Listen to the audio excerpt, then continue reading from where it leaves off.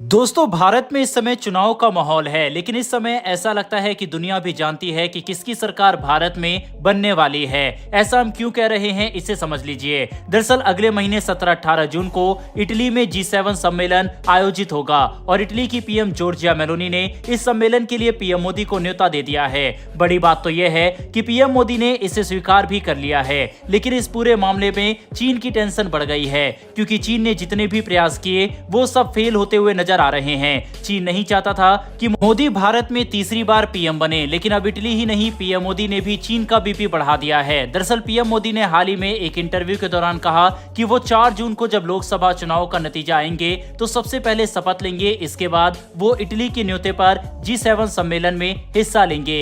ऐसे में इस पूरे वाक्य से चीन की चिंता बढ़ गई है। चीन ने कहा कि ऐसा नहीं होना चाहिए था। इटली को पता था कि भारत में चुनाव चल रहे हैं और बिना नतीजे आए उन्हें पीएम मोदी को न्योता नहीं भेजना चाहिए था। क्या पता नतीजे बदल जाए। लेकिन इसी बीच पीएम मोदी को चाहने वालों ने कहा कि चीन ही है जो नहीं समझ रहा, इटली भी समझ चुका है कि फिर एक बार मोदी सरकार। बता दें कि चीन ने भारत के चुनाव को लेकर कई हथकंडे अपनाए थे। चीन ने पड़ोसी देशों में घुसकर और नए नए हथकंडे अपनाकर भारत को गिराने की कोशिश की थी। साथ ही चीन ने तो कई देशों को भारत के खिलाफ भड़काने का भी प्रयास किया। चीन नहीं चाहता है कि भारत में एक बार फिर से मोदी सरकार बने, क्योंकि इससे चीन अपनी मनमानी आसानी से कर सकता है। एशिया में फिर उसका दबदबा और ज्यादा हो जाएगा। इसी के चलते चीन पाकिस्तान जैसे देशों को भी बैकहैंड से मदद करता है भारत में माहौल खराब करने के लिए। लेकिन भारत ने भी पूरी तैयारी कर रखी है और चीन जो भारत के खिलाफ कुछ भी करने का प्रयास कर रहा है उसके अरमानों पर पानी फेर दिया है, क्योंकि इससे भारत में मोदी ही नहीं कह रहे कि वो तीसरी बार पीएम बनेंगे।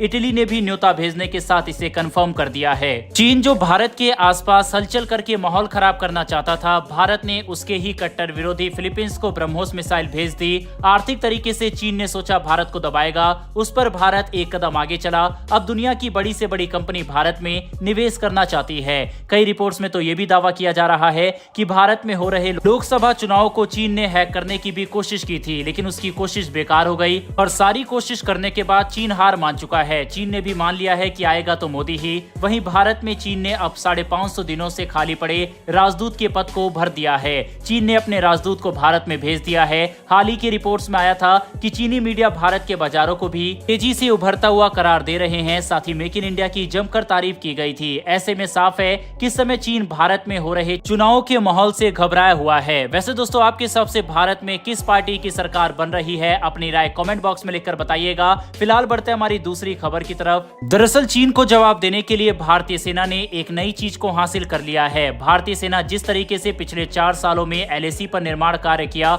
वो वाकई बेहतरीन है और सेना खुद को लगातार मजबूत कर रही है। सेना ने इसी कड़ी में चीन को जवाब देने के लिए LAC की ऊंची पहाड़ियों पर टैंक रिपेयर सर्विस सेंटर खोल लिया है। चीन की सीमा पर सेना खुद को तैयार कर चुकी है, क्योंकि वहां की स्थिति लगातार बीच में खराब होती चली गई थी। खबरें आई थी कि चीन भी सीमा पर लगातार निर्माण कार्य कर रहा है।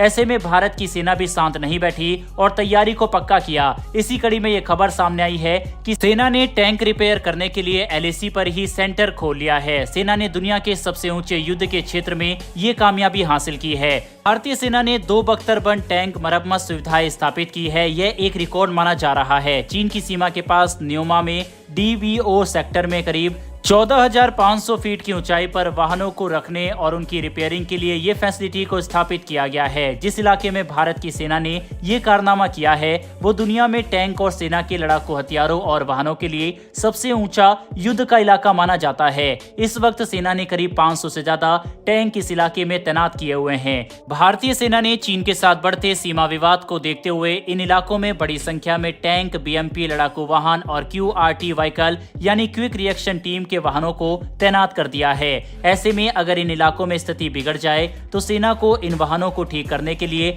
उनकी रिपेयरिंग में काफी टाइम लगता था। इसके लिए इन वाहनों को वापस ले जाना पड़ता था। लेकिन अब सेना ने टाइम और पैसा दोनों बचाने के लिए साथ ही साथ दुश्मन को कड़ा जवाब देने के लिए सीमा पर ही रखरखाव और रिपेयरिंग के लिए फैसिलिटी को ओपन कर लिया है। भारतीय सेना ने न्योमा में चीन सीमा के पास DVO सेक्टर में 14,500 फीट से अधिक की ऊंचाई पर यह कारनामा करके दुनिया को चौंका दिया है। इसके साथ ही चीन भी भारत की तैयारियों को देखकर इस समय हैरान है। सेना ने इस इलाके में चीन को धूल चटाने के लिए T-90, T-72 BMP और K-9 वज्र को भी तैनात कर रखा है। इससे साफ जाहिर होता है कि भारत इस समय सीमा पर पूरी तरह से तैयार है। बहरहाल इस वीडियो में इतना ही। दोनों ही खबरों के ऊपर आपकी क्या राय है कमेंट बॉक्स में लिखकर बताइएगा। इन्फॉर्मेशन और वीडियो पसंद आई हो तो वीडियो को लाइक करके हमारी आने वाली डेली ऐसी वीडियो के लिए चैनल को सब्सक्राइब कर बेल नोटिफिकेशन को जरूर दबा लें। फिर मिलेंगे ऐसी एक नई वीडियो के साथ। धन्यवाद। जय हिंद।